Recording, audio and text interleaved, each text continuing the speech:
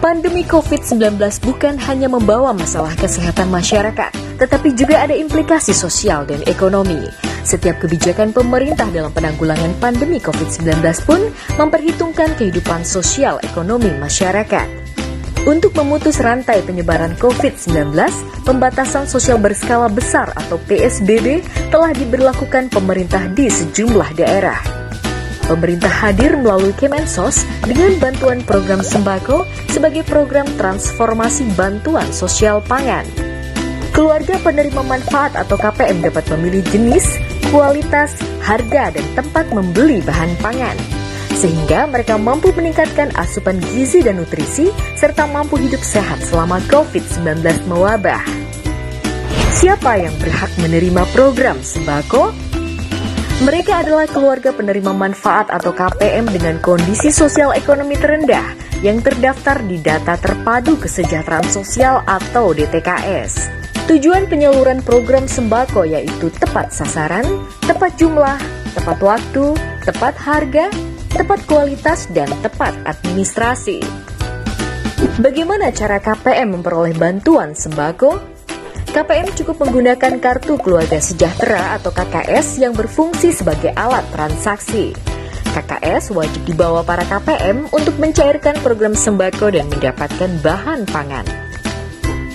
Menghadapi dampak COVID-19, indeks bantuan program sembako yang diberikan naik dari Rp150.000 menjadi Rp200.000 dimulai pada bulan Maret hingga Desember 2020. Penerima program sembako juga ditambah dari 15,2 juta menjadi 20 juta penerima manfaat.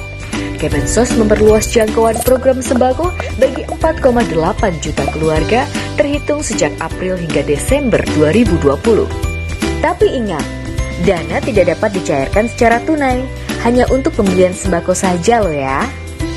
Apa saja bahan pangan yang didapat dari program sembako? Setiap KPM dapat memilih bahan pangan yang memiliki sumber karbohidrat seperti beras atau bahan pangan lokal seperti sagu dan jagung pipilan, sumber protein hewani seperti telur, daging ayam atau ikan, sumber protein nabati seperti kacang-kacangan, dan sumber vitamin dan mineral seperti sayur mayur dan buah-buahan.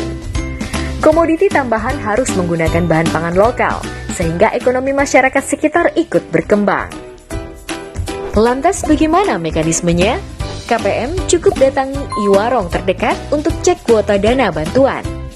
KPM memilih jenis bahan pangan, bayar pada mesin edisi, dan langsung menerima produk yang dipilih. Selain itu, KPM juga dapat memanfaatkan dana bantuan melalui e-warung yang telah bekerja sama dengan bank penyalur. Jika ada penentuan harga yang tidak wajar, segera laporkan kepada perangkat desa atau aparatur kelurahan, tenaga pelaksana bansos pangan, dan saluran pengaduan lainnya. Tidak hanya di daerah yang telah menerapkan PSBB saja, program sembako juga disalurkan ke seluruh pelosok wilayah di Indonesia, termasuk wilayah yang sulit dijangkau dengan dua mekanisme, yaitu secara online dan offline.